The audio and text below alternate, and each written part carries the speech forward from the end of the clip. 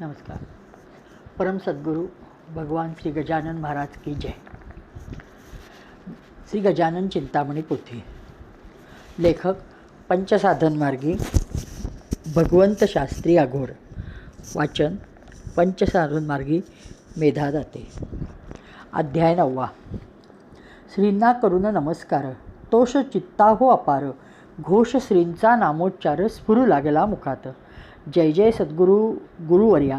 वंदन तुम्हास सुरवर्या. प्रारंभता सकल कार्या स्मरण तुमचे असावे.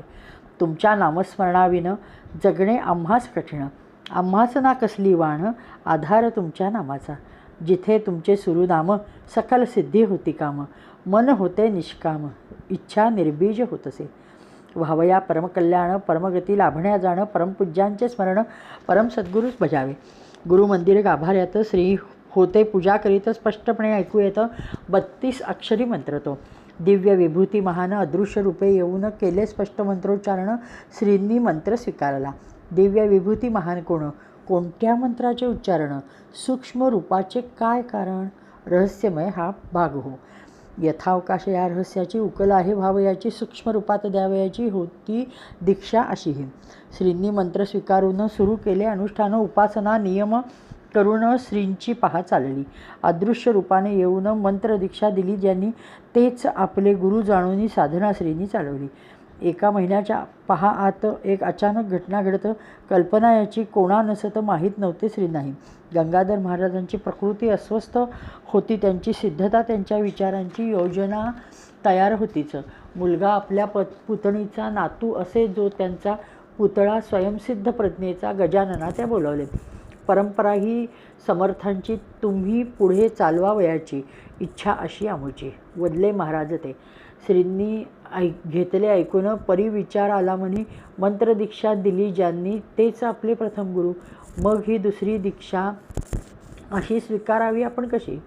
ऐसे विचार मनाशी आले श्रींच्या त्यावेळे. परंतु अतिंद्रिय शक्तीचा प्रभाव एवढा होता तिचा. त्यामुळे जे घडते त्याचा स्वीकार करावा ठरवले. गंगाधर महाराजांनी आपले निर्याण जाणून गजाननास बोलावणी सर्वाधिकार अर्पिले. सन 1938 मार्च 11 दिनांकास फाल्गुन शुद्ध दशमीस सर्वाधिकार लाभले.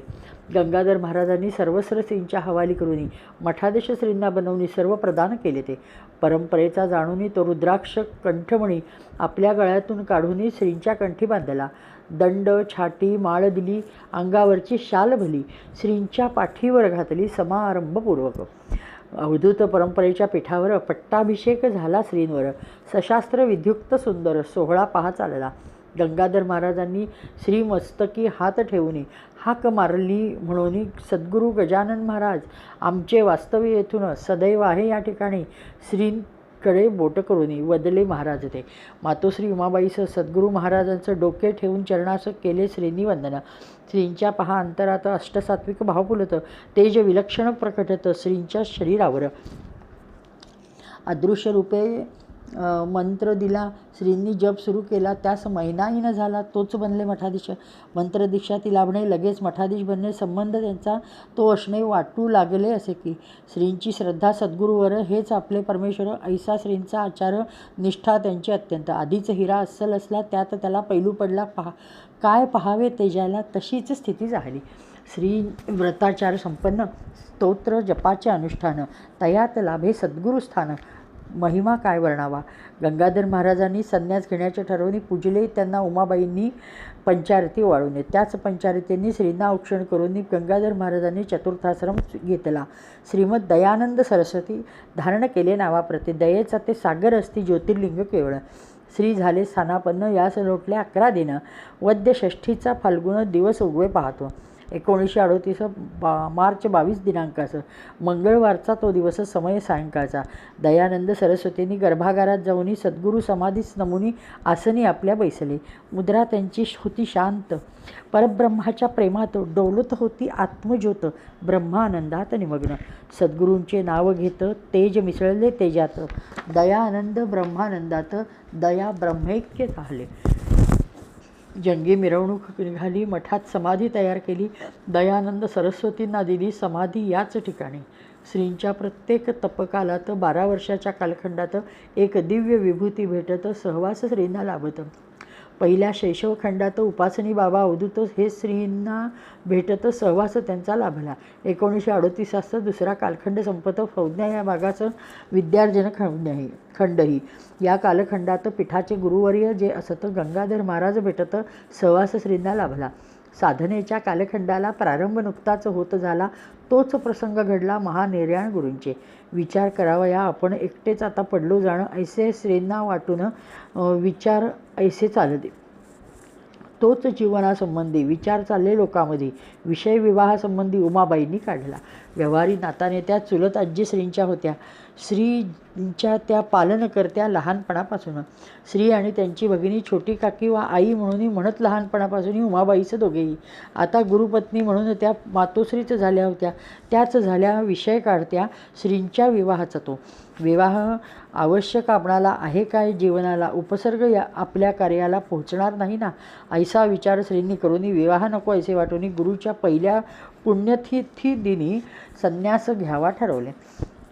पहिल्या पुण्यतिथीचा अवकाश होता 3 दिवस. मुलगी आणली दाखवण्याचं श्रींच्यासाठी पहा की.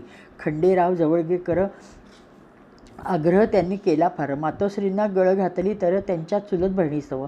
आम्ही पाहिले पण काही विशेष असे घडले नाही. आमची बैठक हल्ली नाही. श्रींचे शब्द त्यावेळचे. सकाळी झोपेतून श्री उठले. गंगाधर महाराज समोर दिसले आणि श्रींना ते म्हणाले फक्त 2 वाक्यात, मुलगी दाखवली आहे, आम्हास ती मान्य आहे. आज्ञाप्रमाणे मानली आहे. श्रींनी आपल्या गुरुची शरीर मनोबुद्धीचा आघात श्रींवर होत तीव्र त्यांचा परी आपल्या गुरुचा आदेश वंदे मानला. आज्ञा वंदे म्हणण्याचेही प्रयोजन नव्हते मुळी. बदलावयाची असेल तरीही त्यांनीच ती बदलावी. विचार ऐसे श्रींचे पाही परी आज्ञा बदलली नाही. शिष्य असावा कैसामही दृष्टांत याला श्रींचा हो. विवाहास संमती श्रींनी दिली. विनायकराव जवळगेकरांची ठरली. मुलगी जी कोती दाखवली. संबंध निश्चित झाला. 1939 मे 7 या दिनांकास होता रविवारचा दिवस. वैशाख वद्य चतुर्थी या सुमुहूर्तावर होतं श्रींचा विवाह. थाटात मुहूर्ताची वेळ असत सकाळचे 11. गुरुमंदिराच्या लगत जे राम मंदिर असतं त्या राममंदिरात होतं विवाह श्रींचा. पहा की. रामासमोर विवाह होतं. रामरायाची साक्ष असतं. श्रीराम प्रत्यक्ष प्रकटत. अक्षदा टाकल्या रामांनी. तोच दुसऱ्या बाजूनी गंगाधर महाराज येऊन अक्षदा वधूवरावर टाकून समाधान त्यांच्या दृष्टीचं. आपण प्रत्यक्ष दृष्टांत दिला. शब्द शिष्याने पाळला. विवाह मानास नसता त्याला आज्ञा माझी पाळली. याची पावती ती असत. त्यांच्यात पहा दृष्टीत तोंड भरून ते म्हणतात कुर्यात सदा मंगलम. तोच श्रींच्या मागे दिसत. दिव्य मूर्ती प्रकटत. महान तेजस्वी असत. हाती परशु झळकत असे. हेच परशुराम भगवान श्रींच्या मागे उभे राहून अक्षदा वधूवरांवर टाकून पाहू लागले उभयता. त्यांच्या दृष्टीमधून दिव्य तेजाची किरणे 2 वधूवरावरती पडून तेज वाहू लागले. एक किरण जो श्रींवर, दुसरा मालुताईंवर. 2 किरणे दोघांवर पडली काही निमिषती.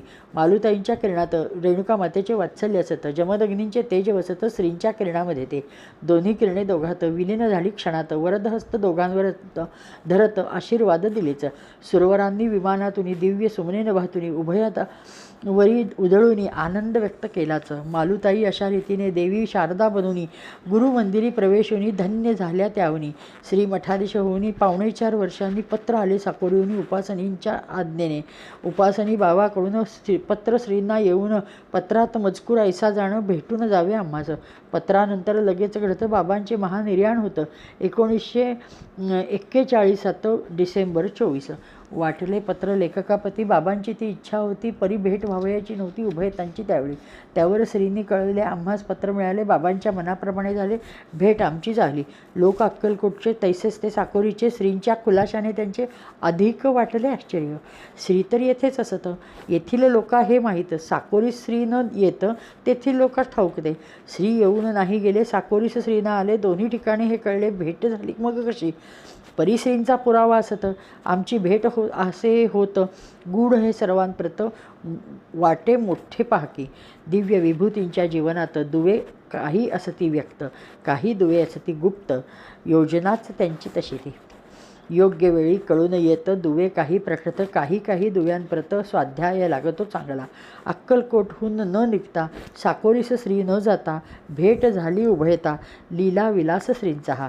आम्हास विसरू नका असे बाबांनी सांगितले होते तसे, श्रींना बालपणी असे विसरतील मग कैसे श्री. श्री केव्हा भेटले, बोलणे दोघांचे काय झाले, बोलण्यात मग काय ठरले, स्वाध्यायाचा विषय हा. दुसऱ्या दिवशी पहाट झाल्या 25 डिसेंबरला बाबांच्या पार्थिव शरीराला गुहा प्रवेश संस्कार. त्याच दिवशी पहा तर श्रींना झाला साक्षात्कार. हे राजगुह्य असे फार, स्वाध्याय हवा यावर. उपासनी बाबांनी ज्या दिनी समाधी घेऊन या अवनी, श्रींना पहा त्याच दिनी दिव्य ज्ञान लाभले. प्राकट्य श्रींच्या अवस्थेचे या दिवशी झाले साचे. गुह्य हे फार मोलाचे, क्षण हा दिव्य असेच.